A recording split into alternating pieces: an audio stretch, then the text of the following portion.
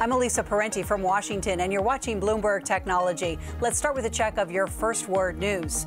Spain's central government in Madrid has fired the Catalan government and dissolved its parliament.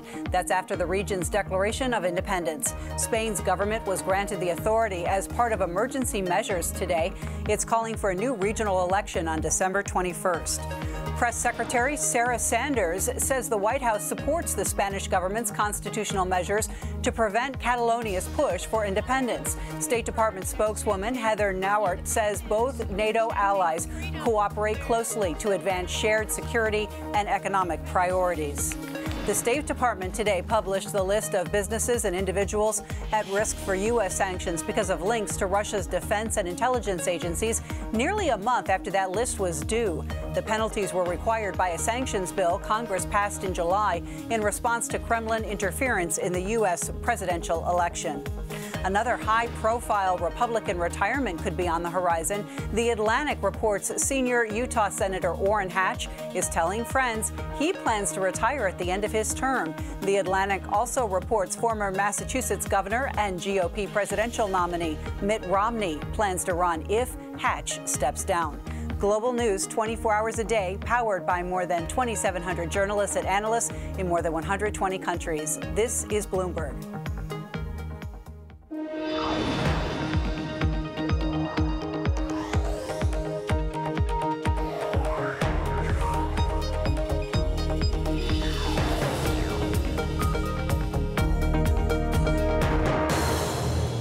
I'm Emily Chang, and this is Bloomberg Technology. Coming up, the iPhone X era officially begins, but the waiting period goes into overtime. We'll discuss the demand and supply chain woes threatening holiday plans worldwide.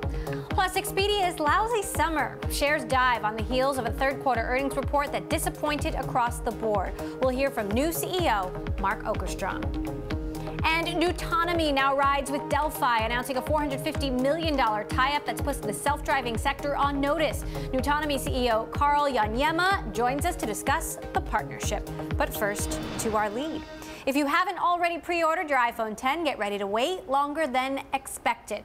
The first batch of Apple's flagship device sold out in minutes in places like California, the UK, and Hong Kong. Apple said demand is off the charts. Wait times are common during iPhone launches, but demand for the iPhone X, coupled with recent Apple supply issues, means it could now take up to 6 weeks to get your hands on one in the United States. Joining me now to discuss, Brian White, Global Head of Technology and Software at Drexel Hamilton in New York, and Roger McNamee, Managing Director at Elevation Partners, co-founder of Silver Lake Partners, who will be my guest host for the hour. So, Roger, I want to start with you. There are a lot of things that make this iPhone update unlike any other. First of all, that there was an iPhone 8 that came out just a few weeks ago. You've got two different phones being released within weeks of each other and a major design upgrade. How do you expect the demand curve to play out for these two phones? The category itself is so mature that you wouldn't expect explosive growth. But I think Apple has a couple of things playing its way that we shouldn't overlook. As you said, the thing with the 10 is they do move a bunch of the technology pieces forward in some really, really important ways. But I think what the hardware folks often overlook is the other stuff in the Apple ecosystem. What just happened at Equifax, security should be on the minds of every smartphone customer. And Apple is really beginning to differentiate its product dramatically from Google and the Android universe on issues of security and data protection. And I think that is likely over time to play in their favor. With the 10, they're bringing out a product at a very high price point. And it's going to be interesting to see how that affects the demand curve. But I think Apple's position here is excellent. I really do think that the ecosystem is becoming more differentiated in a way that is going to be valuable to people. So, Brian, what are you hearing when it comes to how supply will impact demand and how many phones they're actually going to be able to sell? So obviously there's a shortage situation. We were just out in China a couple weeks ago. And, the 3D sensor module has been the major bottleneck here. The issue is not totally complete, but they're going to be able to ship, we're thinking, 27 million iPhone X units in the December quarter. So things are definitely progressing, getting a lot better. The supply is getting better, but that's really been the issue. So, Roger, what do you make about this new strategy to get two different phones out at once? I mean, doesn't one cannibalize the other? No, I don't think so. And I think the way we need to look at it, again, is there isn't anyone out there buying their first smartphone. I mean, certainly no one above the age of 18 buying their first smartphone. What you really have now, I think, is a market that is segmenting in a lot of ways that Apple can get to by having a broader product line. I don't think it's one size fits all any longer. There are a lot of people for whom the original form factor is still the best way to go. There are some people who want to have all the latest technology pieces and the largest amount of storage. And there's everything you want in between. So I like Apple's strategy where effectively they're going to have 4 or 5 different products in the market at the same time. 2 brand new ones and then a bunch of the old ones. And to me, that's a strategy worth trying. I'd like to see how that plays out because, you know, the 6 and 7 are a lot cheaper to make than they were when they first came out. And I like the idea that Apple is going to have low price point phones that really do the full Apple experience and make those available to people even now that they have these much higher price phones. Now, when it comes to the high price point phone, the iPhone 10, Brian, you know, will the fact that this phone is more difficult to make and they are having some supply issues as we've reported, will that impact ultimate unit sales and, you know, the revenue for the holiday quarter? Well, I think what you're going to see, there's a couple interesting dynamics. And one thing we learned in China, there is a voracious appetite for this iPhone 10.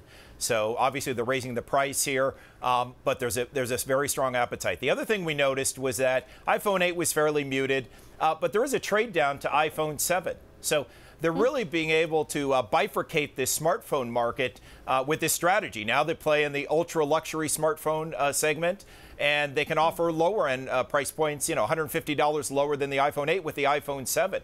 So I think you're going to see, yes, I think some of this will take a little bit of revenue away from the December quarter, but it's going to make a less seasonal March quarter, a less seasonal June quarter. And so I think what we saw today is, you know, this fictitious narrative around weakness of this iPhone cycle was really put to rest. And I think that's a great point for the stock. Roger is nodding vigorously as you speak, Brian. Roger, however, with this wait time, does this open an opportunity for Samsung or Google with their new Pixel phones to get in there and steal iPhone customers? Well, we're going to find out. But I do think from Apple's point of view, there is a really good smoothing effect of having more products in the marketplace. And it may be that the 8 winds up becoming more successful when the 11 comes out, right? And it remains in the marketplace and becomes cheaper. From Apple's point of view, there are going to be some people who need a new phone now.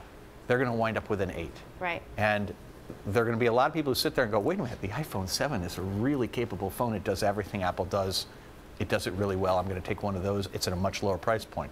So in my mind, when you're in a mature market, and they're clearly in a mature market, having more products at more price points is a plus, not a minus. And analysts are projecting an average of revenue at $86 billion for the holiday quarter. Brian, with Apple earnings coming up next week, what are you watching? What are you expecting? Well, I'm going to say this. I think the earnings and the outlook are going to be less important than the vibe around this iPhone 10 cycle. And any revenue that we don't get in the December quarter, I think you're going to be able to report that in the March quarter or in the June quarter. It's the iPhone cycle, the iPhone 10 cycle, that matters. It's not the quarter or the outlook, in my view. All right, Brian White of Drexel Hamilton, thank you so much for joining us. We'll be covering Apple earnings, of course, next week. Roger McNamee of Elevation Partners, you're sticking with me for the hour.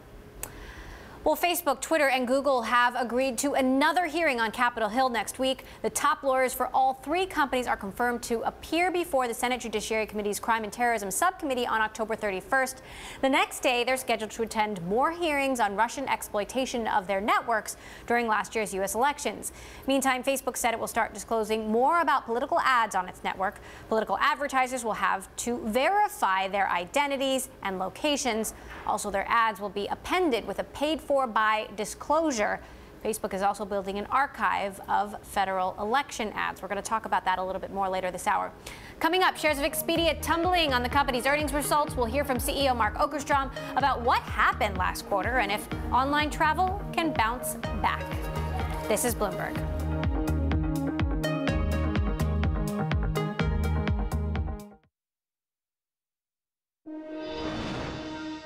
Shares of Expedia sank in Friday's trading session, marking the worst performance of the stock since 2013. The online booking site posted earnings that missed expectations, blaming hurricanes for the drop in bookings during the normally busy summer holiday season. I caught up with Expedia CEO Mark Okerstrom, who just took the helm of the company in August, and discussed the results. The short-term results are really all about the weather. In the quarter, $15 to $20 million of impact from the storms. We expect another $10 million next quarter. And really, when we look at the core business, we are investing into strength. We have, over the course of the last, really 3 years, tripled our ability to add new properties, bringing new properties onto the platform. That's strength that we really want to invest into. We've also taken HomeAway from an online listings business into a real e-commerce business, and we're investing into that strength as well. So, I think the reaction is a combination of those two, and we look forward to actually demonstrating solid results on the back of the investments that we announced yesterday. If we continue to see these sort of adverse weather patterns due to climate change in the U.S. and worldwide, should the market reevaluate Expedia and the travel industry as a whole? Well, I think it's a little too early to do that. What we have seen over the course of the years, and I've been at Expedia for 11 years, anytime we see natural disasters such as volcanoes over Iceland or hurricanes or storms in the U.S., what it does generally is there's certainly an impact in the near term for that destination. But generally, travel patterns change. The essence of this industry is that humans like to get out and explore the world. These storms depress activity for a short term, but you can't stop people from wanting to travel. You've said that Trivago, your global hotel comparison site, will also have challenges through the first half of 2018. Talk to us about the core problem there and why it's not living up to its expectations thus far. Sure. Well, Trivago, just to start out with, is, one of the most well-known brands in travel. They've got a management team that has built this business from nothing into a very significant business. And it's an advertising platform that advertisers love to be part of, including our brands as well as hotels, as well as our competitors. What's happening, though, is that Trivago is changing the way that their marketplace works. And anytime you have changes like that, it can cause some volatility. Advertisers are trying to test what is it that makes the channel most attractive for them. Trivago is actually testing with how do they make the marketplace more attractive for advertisers, try to monetize it even better. And that's causing some volatility. We're confident, though, given that this is a great business, loved by consumers, loved by advertisers, that after this period of volatility, things will normalize and Trivago will be right back on track. Mark, the UK just launched a probe into hotel booking sites, including Expedia, including Trivago. How much of a concern is this? What's been your response? This is about marketing tactics, what they're calling pressure selling, and how discounts are applied. Well, firstly, we are a leader in this industry, and we have been actually helping the UK look into this matter. So, I think without getting into the details, I think we, again, at the forefront of this industry, are open to looking at all the practices and making sure that consumers are being treated right. Of course, that's our primary concern. That's what we strive to do. And given that, I think everything will be absolutely fine. But again, we're working with the UK on this. This is not them examining us. Okay. In terms of international expansion, which markets are you most focused on in terms of the heaviest ad spend? Well, the world is our oyster, I think, is what I would say. It's a $1.3 trillion industry. We are number one in the U.S., that's to be sure. But if you look around the world, we're not number one in many countries around the world. Our focus going forward, though, will be to establish that position. The mantra around Expedia now is locally relevant on a global basis. We're looking at countries in Europe. We're looking at countries in Asia. We're looking at countries in Latin America and saying, what are the most attractive countries that we can go after, that we can establish a number one position for the local consumer. You were CFO for many, many years, became CEO when Dara Khosrowshahi went on to become CEO of Uber. Certainly seems like a natural fit, some sort of partnership between Expedia and Uber. Have you had any discussions to that effect yet? Well, nothing tangible yet, but we obviously know how to get a hold of each other. I think there's a possibility for something great between these companies, and I look forward to talking to Dara about this in the future, and hopefully in the near future. And when it comes to growth, you've said the focus now is organic growth, not M&A, as you know was very much a focus under Dara Khosrowshahi. You said about a month ago that a company like Hotel Tonight is on the Let's Have a Beer and Talk About It list. How long is that list? Well, listen, the list is long. M&A is in our DNA. I will not, go back on that. And certainly I was very involved in all of the acquisitions we've done. So we will continue to look for acquisitions when they make sense. But the essence of the message, though, is we have assembled an incredible portfolio of assets. And we are a leader in this industry. And the foundation is set. And now it's about us becoming more locally relevant on a global basis, being more customer-centric and executing faster. And when we do that, I think we'll execute to our full potential in this massive industry. M&A will be a part of it, but we think we've got what we need to be successful and very successful going forward. My conversation earlier with Mark Okerstrom, CEO of Expedia. Roger McNamee of Elevation Partners, still with me here in San Francisco. One thing we didn't get to is there are a lot of political issues that are impacting the travel industry as well. It seems to me that the Trump administration's decision to now have interviews of people coming to the United States from, I believe it's 100 different destinations, and the restrictions they've placed on immigrants, on students, all of those things are going to have some impact on travel. Whether they affect Expedia, who knows? But it does seem to me that if I were Mark, if I were trying to be a CEO of a travel company today, my list of things to worry about is getting longer, not shorter, right? The hurricanes may be gone for this year, but bad weather obviously is going to be a continuing thing. And to the extent that the United States is unfriendly to people who want to come visit, or to our own people who want to go somewhere else and then come back, well, that's going to have a cost on them as well. So would that make you have a negative outlook on all of these online travel businesses? Well, I think the way I would put it is it wouldn't be on my list of focus areas, which is not to say it can't be a great performing stock, so much as when I look at it, I go, I don't see what makes it a compelling story right now. Right. I look at it and go, the political headwinds, the weather headwinds, the fact the stock's down a ton though, right? So clearly it's way more interesting today than it was yesterday. Okay. Roger McNamee, Elevation Partners, you are with me for the hour. Coming up, Delphi set to acquire Boston-based startup NuTonomy. We'll get insights on the deal with CEO Karl Iagnemma. This is Bloomberg.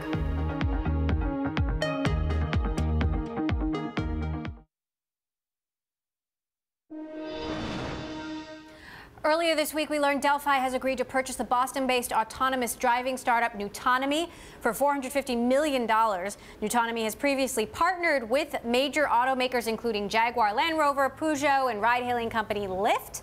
Now, keep in mind, Delphi is in the process of splitting into two companies by early next year, with one producing powertrains and the other developing self-driving systems and other newer technology. Joining us now from Boston, NuTonomy CEO Karl Iagnemma. Karl, great to have you here on the show. So what distinguished you from the pack? There are a lot of other self-driving startups out there. Well, we've got unique technology that we've been developing at NuTonomy that draws on my background and my co-founder's background at MIT. You know, we've also been in this space longer than just about any other startup. We've got more cars on the road, more miles under our belt, and again, that differentiating technology. So that's really what set us apart. Why go with a supplier rather than an auto manufacturer? You know, the suppliers of the world, the Delphis of the world, sit in a really interesting position where they can go off and sell to the fleet markets, the robo-taxi opportunities and similar, and they can also sell to their traditional OEM customers. So a well-positioned Tier 1 supplier like Delphi sits at a very strategically valuable point in this industry today. So you've been testing autonomous cars in Singapore. Will we see you doing the same in Boston? You will, and in fact, we are today, and we're going to be expanding our testing in the coming weeks and months. We're going to be introducing our technology to members of the public in Boston and getting everyday people off the street into our cars and letting them experience what it's like to ride in a self-driving car. And we're going to learn from that experience, because the reality is, even though a lot of people out there have heard about this technology, far fewer have actually experienced it, and we want to really see what they think. Now, there's a bill enabling self-driving car testing in the U.S. working its way through Congress. You know, what will this bill change for you? You know, there's some criticism that, you know, some folks say this would allow you to test self-driving cars without adequate safety restrictions and without adequate oversight. Well, the big picture, what's really important about this bill is it's going to create a uniform playing field across the 50 states. Today, if you're testing this technology in Massachusetts, if you're testing in California, if you're testing in Michigan, you're playing by different sets of rules. And so when you think about investing broadly in this technology, it's difficult to do so when you don't have uniformity and clarity around the regulation. And what the federal guidance will do is provide that uniformity and clarity. So that's why it's important. Earlier this year, you and Lyft announced a partnership on a passenger service in Boston's Seaport District. You've said that partnership will continue, but can you tell us more about the fate, you know, how we'll see this play out? So that partnership is ongoing. We really like and respect the guys at Lyft. I have a great relationship with them. There were Lyft engineers in our offices just this past week doing some joint engineering, and so we will be moving forward with that partnership very, very soon, in the coming weeks. All right. Karl Iagnemma, CEO of NuTonomy. Karl, thanks so much for joining us today on Bloomberg Technology. Thank you. All right. Amazon CEO Jeff Bezos added over $10 billion to his fortune. Shares surged 13% on Friday's trading day. The bump in price allowed Bezos to leapfrog Bill Gates as the richest person on the Bloomberg Billionaires Index. Earlier this year, Bezos temporarily surpassed Gates on an intraday basis.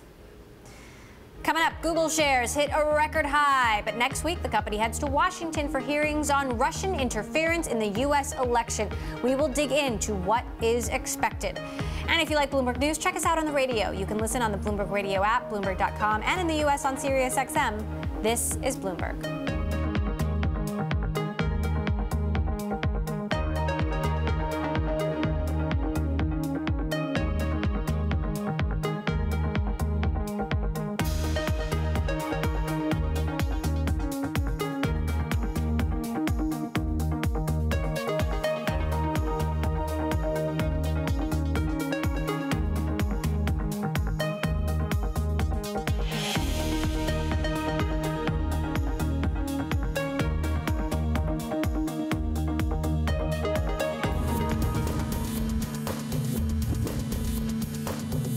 From New York City for our viewers worldwide, this is Bloomberg Daybreak. How mindful are you of the possibility of what the markets talk about as a trade war? We've been in a trade war for decades. The next 2 years are going to be very uncertain. So you have Brexit uncertainty. To use your word, you have Trumponomics uncertainty. They have been front and center in selling assets to help their debt, but now it's going to be about growth.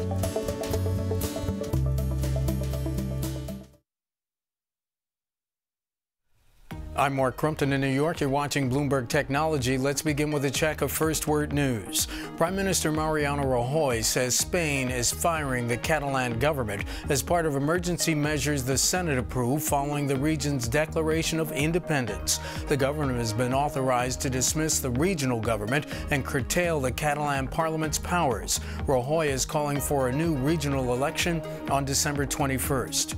The White House says it looks forward to the results of an audit into the awarding of a $300 million contract to Montana-based Whitefish Holdings, which would help restore Puerto Rico's power grid following Hurricane Maria. The company is located in Interior Secretary Ryan Zinke's hometown. The federal government, as I said, has nothing to do with this contract or the process. This was something solely determined by the Puerto Rican government. And as I said, we'll look forward to the audit to see if there are any other issues beyond that.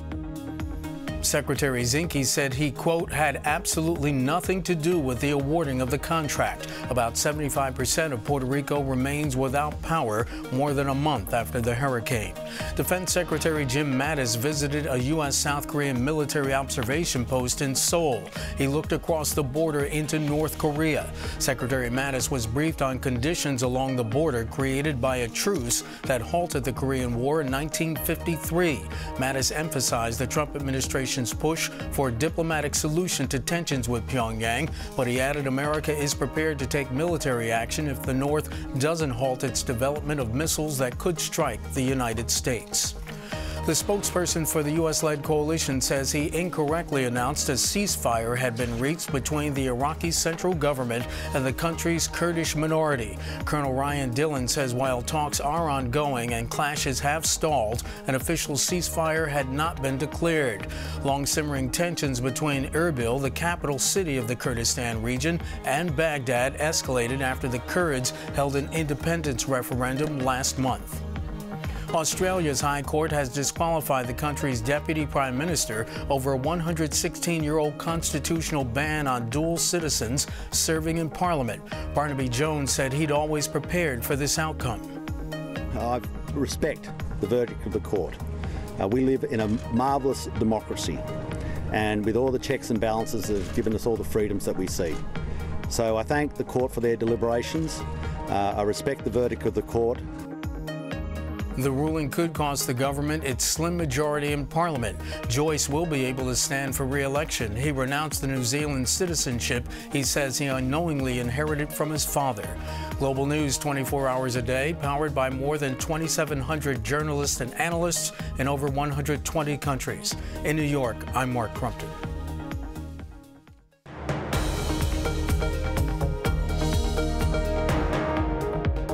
This is Bloomberg Technology. I'm Emily Chang. Shares in Amazon, Microsoft, and Alphabet all hit records Friday. The tech giants reported earnings that showed strong revenue and profit growth as the internet pulls in more shoppers, advertisers, and businesses. Next week will also be a big week for the likes of Facebook, Twitter, and Google as the three send representatives to Capitol Hill to discuss Russian election interference and whether new laws are needed to regulate social media. Ahead of the hearing, Facebook announced new transparency rules for political ads. The move will bring the social network's rules closer to what's required of traditional mediums like television. Still with us, our guest host, Roger McNamee, Managing Director of Elevation Partners. And Roger, what's your take on these new rules that Facebook laid out? I think it's an important step. Until today, Facebook has basically been in a deny, obfuscate, do not cooperate mode. And this is a small but really important step to accept responsibility for what third parties do on the platform. You know, Facebook's position to this point has been they weren't responsible. Therefore, they weren't even going to attempt to police it. This is saying, yes, we're going to have to police. And I think that is, it's not going to prevent a reoccurrence of 2016, but it's so much better than where they were yesterday that, you know, I'm just really appreciative that they're beginning to recognize and act upon this notion that we live in a democracy and the country should be really concerned about foreign countries interfering in our elections. How much responsibility do you believe, let's start with Facebook, that Facebook bears in swaying this election? I think it's huge. Due to Russian interference? I think it's huge, and I think it occurred in a different place in the system than people realize.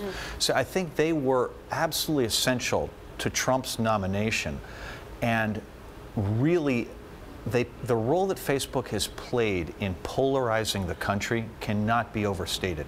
Their basic strategy is not actually to bring people together. It's to take them and push them into little groups of like-minded people, right? When you're on Facebook, you can easily get the impression that everyone agrees with you because the things that Facebook shows you are all things that you like, or at least that they think you like. And so from where I sit, the problem here is for any individual at any moment, there could be millions of different things they show us. But they pick 10 or 20 to put in your news feed that aren't there because they make you smarter. They aren't there because they make you healthier or happier. They're there because they maximize Facebook's profit. And Facebook's profit is maximized by appealing to fear, anger, and other really deep emotions. And if you think about that, fear and anger were the basis of Trump getting elected. They were the basis of Brexit happening in the UK. They were the basis of alt-right movements in Germany and France having very high percentages of the vote. And so when I look at what's going on, Facebook has an opportunity to help repair some of the damage that is contributed to. Let me ask you the same question about Twitter. what responsibility does Twitter bear in swaying this election due to Russian interference? I would argue that there were a group of platforms that the Russians used together.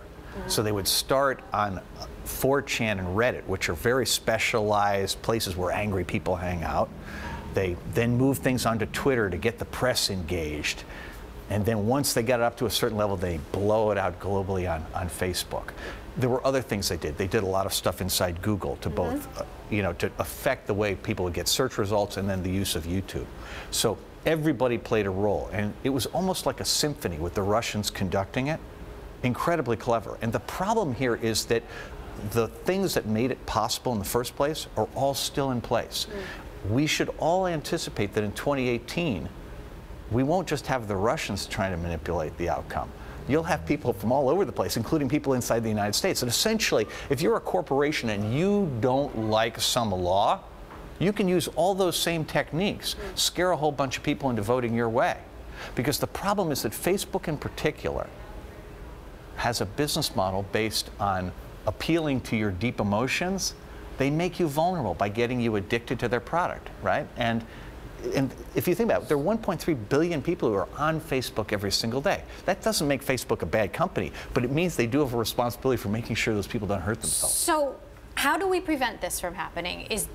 Do we rely on these companies? Do we rely on government regulation? Well, I would like to think that we need more than, we can't count on the companies, right?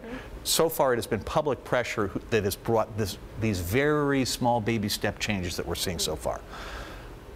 We right now in the United States have no appetite for heavy government regulation. Right now, we've been for 30 years in a mode where we're deregulating, not regulating. So this is going to have to be public pressure. I think that's really the only way to do it. I think consumers and the employees of these companies are going to have to work together to say, you know something? Enough is enough. I mean, Facebook, Google, you have won.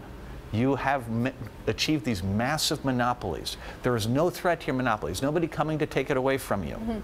It's time to recognize that you've won and that you need to cooperate with everybody and find ways to literally open source the investigations of what's going on so that we can have literally millions of eyes looking to try to prevent our government system from being sabotaged. And, you know, I look at this and there's a great man named Wael Ghonim, who was the guy who was in Egypt during the Arab Spring. Right, I remember that. And his whole hypothesis is that we can have the whole world helping to protect democracy. Didn't he work at Google? He worked at Quora.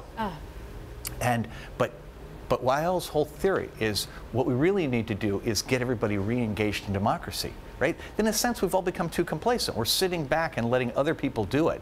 And not taking responsibility for protecting this thing that is the world that we live in. What about Google? So in Google's case, some parts of their problem are easy to solve. I think that they're making really good steps towards the use of YouTube by extremists to both recruit and train. They have a thing called Jigsaw that I think they're working on there. The thing that they haven't done anything about is the fact that if there's a conspiracy theory and you look it up in Google search results, in all probability, the top results will be dominated by the conspiracy theory, not by the facts.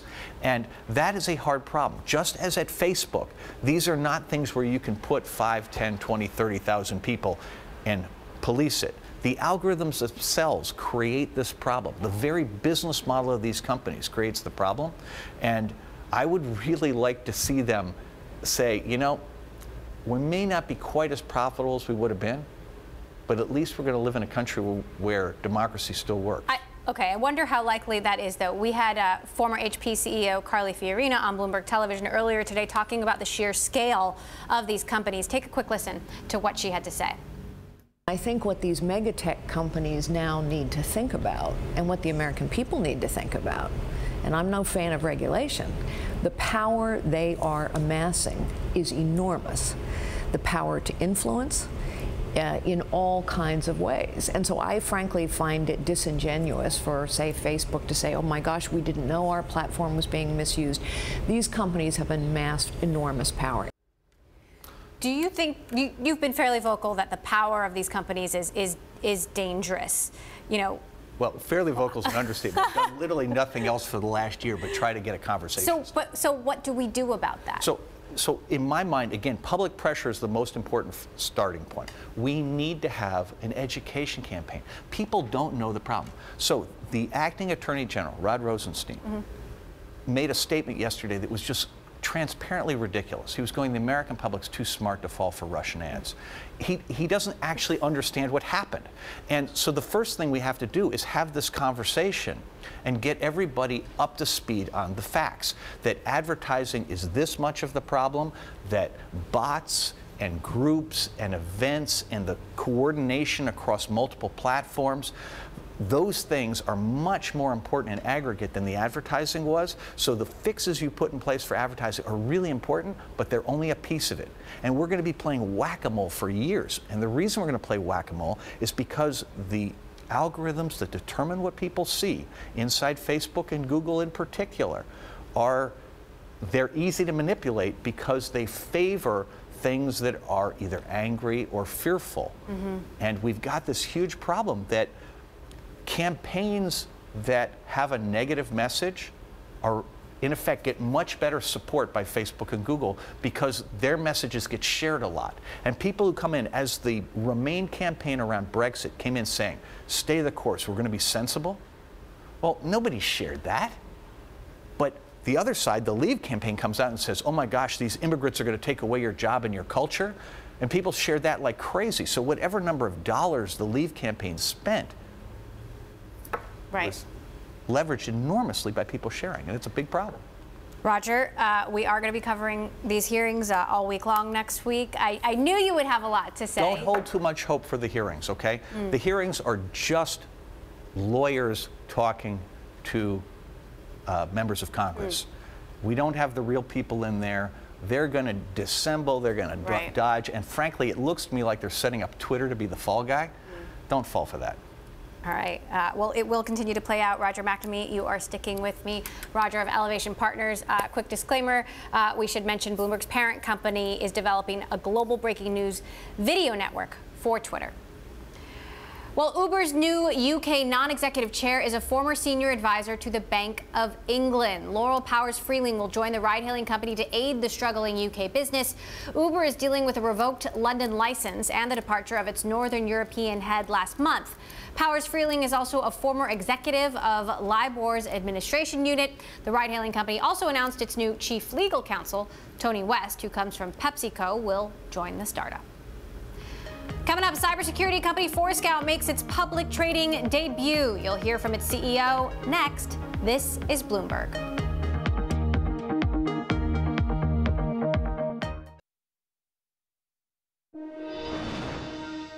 Cybersecurity company Forescout Technologies climbed in its public trading debut. After raising $116 million in its IPO, pricing shares at the top end of the range, Forescout CEO Michael Decesare sat down with our Bloomberg IPO reporter Alex Barinka in New York. He discussed the next big thing in cybersecurity. Take a listen. The space in the cyber world that we participate in is visibility. I know it sounds very basic, but simply giving a company asset inventory or visibility of what is on their network is the next big thing in cyber, and that's the place that we play. Is that where a lot of the kind of incursions are coming in now? I know your background, you've worked at McAfee, you've been at EMC. These days, what's the #1 place where your clients are concerned that bad actors potentially get their hands on clients' data?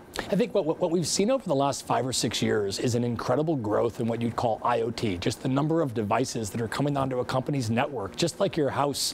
You know, the thermostat and the TV and the security cameras are all paired with the network, and that's the same way they work in corporations. And I think what CIOs are dealing with in this day and age now is this explosion of devices, and many of those devices don't have security on them. So you can do the best job possible on 99% of what's on your network, and the bad actor is going to find the one way in. You know, we didn't think twice about having security cameras on our network until we woke up one day and the Mirai botnet had taken over a lot of those. And I think that's what we're starting to recognize is all of these IoT devices become an attack vector. And those CIOs and even CEOs' heads are on the table potentially if somebody gets into one of their employees' devices. When I think about kind of the biggest incursions lately, Equifax obviously comes to mind. What would you say would be the time frame before we see something else that's as big and resounding throughout the industry as the Equifax hack? You know, sadly, we see those on a very frequent basis. And ironically, these are some of the companies that spend the most money on IT that have these breaches. And CEOs are accountable these days. You know, boards hold CEOs accountable. If you're going to take your customers' data online, then you have a responsibility to keep it safe. And conversely, when you see a company that doesn't make the headlines from a breach, there's consumer confidence that comes along with that. But I think we will be seeing breaches of that scale on a more frequent basis as we go forward. So Forescout now has $116 million of fresh cash from this IPO. Where are you going to put that to work?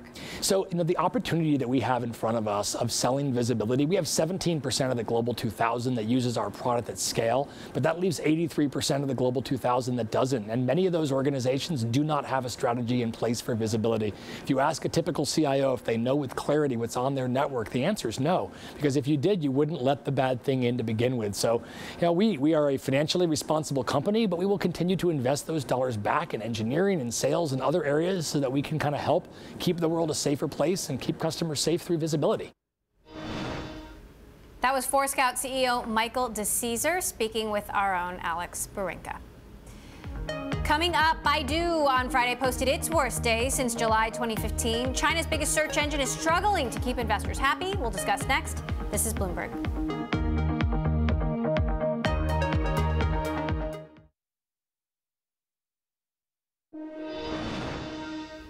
Alibaba's vice chairman is buying a big chunk of Brooklyn's basketball team. Joe Tsai has agreed to buy 49% of the NBA's Brooklyn Nets from Russian billionaire Mikhail Prokhorov.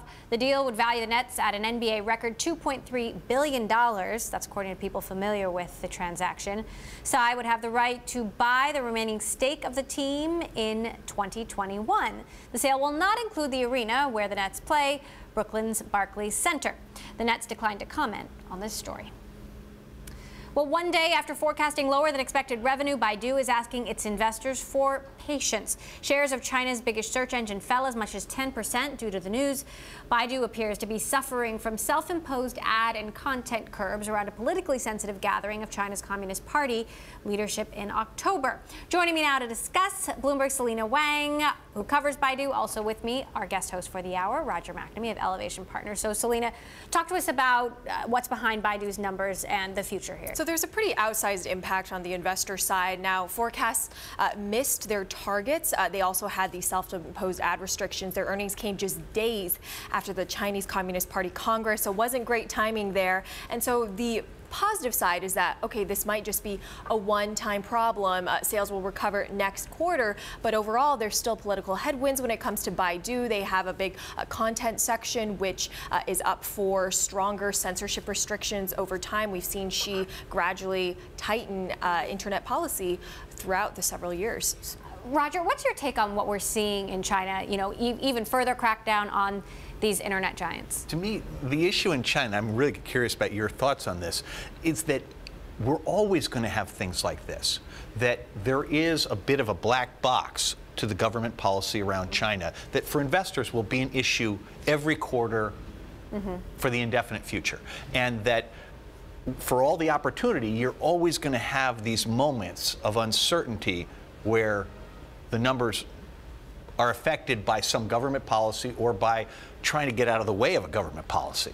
Right, exactly. And investors have to realize that there will be a damper on profits because they have to have large government relations sections of their companies. They have to have a large staff of people to watch over content, make sure they're complying with all of these censorship regulations. And you're right, there's not a really clear directive to the public and even sometimes to these companies about what's coming next. And one of the things that makes me concerned about them is that they have all these initiatives in driverless cars and other really humongous investment categories that may pay off, but which create a present drag that the investors are bearing the full cost of, with still considerable uncertainty on the regulatory side, both in their core business and in the future business. We've talked about the regulatory risks facing the U.S. tech giants and earlier in the show. What do you think as that applies to the Chinese tech giants? Well, to me, that's the problem.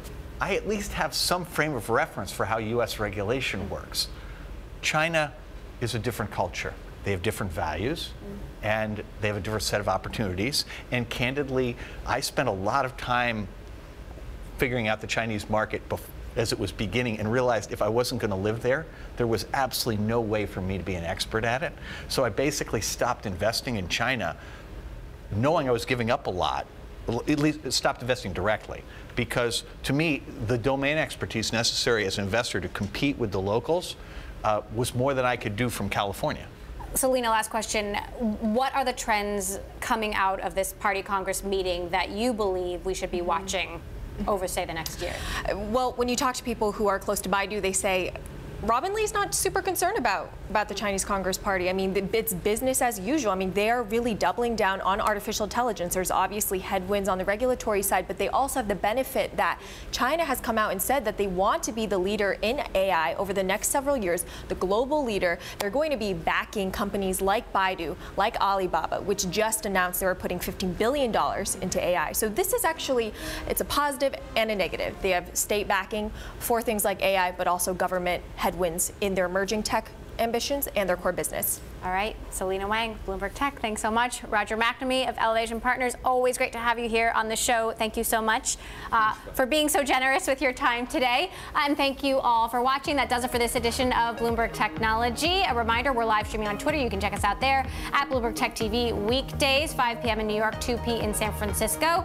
Happy Friday, everybody. Have a wonderful weekend. We will see you on Monday. This is Bloomberg.